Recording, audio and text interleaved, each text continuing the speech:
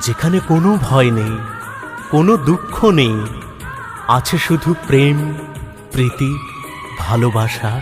সেখানে আমরা থাকব, আমাদের স্বপ্নের বাসা বাঁধব, গড়ে তুলব আমাদের পৃথিবী।